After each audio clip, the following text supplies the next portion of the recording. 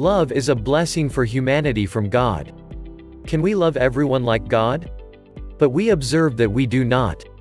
But how is it possible for us to begin to love and treat everyone with love? Love is one powerful four-letter word. While you might find temporary fulfillment of love through people and material things, there is no true fulfillment in life without the love of God. We can't earn it, buy it, or win it. The Bible says we are to love one another. Sounds good, but can we do it? Whoever said, "I love mankind, it's people I can't stand," was about right. How do we make love a dominating characteristic of our lives? Even though we have the freedom to set our own priorities, Jesus made a point of defining certain ones of them for us. Love the Lord your God with all your heart, with all your soul, and with all your mind. This is the greatest and most important commandment. The second is like it, love your neighbor as yourself. Matthew chapter 22 verses 37 to 39. Love, then, is not a gray area of the scriptures. Jesus gave love priority over all other Christian virtues. Every thought, response, and act of goodwill must first pass through the fine filter of love, or it means nothing at all. When Jesus spoke to the disciples regarding the first and second greatest commands, he explained that all the law and the prophets depend on these two commands. Matthew chapter 22 verse 40. When we demonstrate Christian love, it distinguishes believers from the rest of the world. Jesus goes on to say, "By this love, all people will know that you are my disciples, if you have love for one another." John chapter 13 verse 35. Notice Jesus did not say that people will know that you are my disciples if you promote my agenda, or wear Christian t-shirts or a Christian bracelet, or have a fish decal on your car, but rather if you love one another. How do we demonstrate the distinctiveness of Christian love? Because virtue is moral action we practice, how can we practice the glorious virtue of love? I read Gary Chapman's bestseller The 5 Love Languages. Chapman argues that people communicate love differently, that each person has a natural and distinct way in which he or she gives and/or receives love. Physical affection, verbal expression, acts of service, providing, giving gifts, opening opportunities, and spending time are some of the common love languages. I suggest we can come to a passage such as John chapter 3 verse 16 and leave it without understanding the love of God, because we don't know God's love language. We listen to John chapter 3 verse 16 to hear about the fact of God's love, but the verse speaks to us about the manner of God's love. The truth of God's love is hidden with the nature of God's love. So you cannot really know that God loves you until you know how God loves you. You can live under a dark cloud of divine abandonment while the light of John chapter 3 verse 16 shines the light of God's love in your face if you do not know how God communicates his love for you.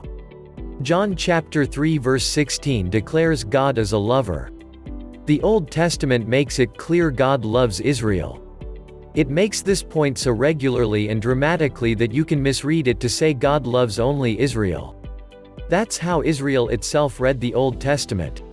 So this statement recorded in John chapter 3 verse 16 absolutely must have blown Nicodemus away. It claims God does not love just certain groups, races or nations. God loves everybody. God doesn't exclusively love Christians. God loves the world.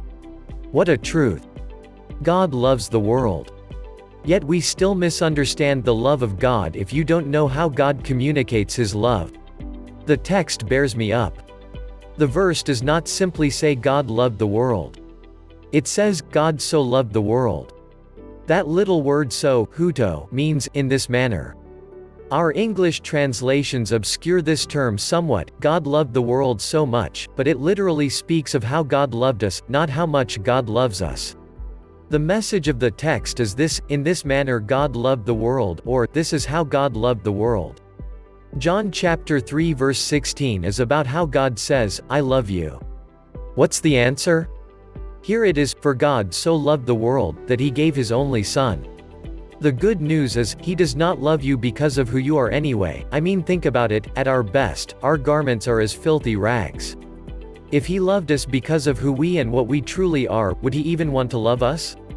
How many times have you heard people say, well, he's just not the man or woman that I fell in love with and married? Chances are, he or she was always that person, they just saved the informal introduction for after the honeymoon. You see, God knows the real you before the relationship ever starts, and He loves and accepts you just the way you are, for who you are. His love isn't based on our actions or deeds. Thank God that He loves us because of who He is and not because of who we are. We can find sweet rest in that very fact. His love for us is based on His love alone and has nothing to do with us. His love for us is what makes His grace towards us possible. God loved us long before we ever loved Him. He loved us before we ever were anything at all. And nothing can ever change His mind about loving us. He is the only constant we can depend on. He never changes. Amen. In other words, there is nobody like Jesus. Nobody was born like Jesus. Nobody lived like Jesus. Nobody died like Jesus. Nobody got up like Jesus. Nobody is coming again like Jesus. Jesus is God's only Son. When John chapter 3 verse 16 says God loved us by giving His only begotten Son, it is telling us Jesus Christ is what God sent when He cared enough to send the very best. How did God say I love you? He gave His only begotten Son. He who had glory before the world began, came down from glory, down from the heights of divinity to the depths of humanity. Jesus knows everything about us, the past, the present and the future, in other words all of the ugly, and He loves us still. That fact alone is more than enough reason for His grace to be called amazing. That's why there is complete rest in God's love. You don't have to act, or pretend to be something, or someone everyone will like. When it comes to God, you can be yourself and He will still love you, just the way you are. After all, He made you, there's no one knows you better than God knows you. You don't have to change yourself before you come to know Him, because once you come to know Him, the more you will change. Automatically, because you know Him, without even trying. It's not about right living, it's all about right believing. It's not about what you're capable of, it's all about what He's capable of. Think about Jesus. He left the glory of heaven to come to earth. He veiled His divinity and took on humanity. And what did it get Him? He came to His own, and His own people did not receive Him. John chapter 1 verse 11. Can you imagine being away on a business trip for a week, coming home, and your family not recognizing you? That's similar to what Jesus experienced when He came to earth. Surely that must have hurt. Then, as Jesus hung on the cross, dying for these people that He loved, they hurled abuses, scorn, and ridicule. His heart was broken. And yet, He forgave them. I know God loves me because I know He gave His only begotten Son, Jesus Christ. 2 Corinthians 9:15 says, "Thanks be to God for His inexpressible gift." You only can be saved through faith in Jesus Christ. If you believe in Him, you will have eternal life.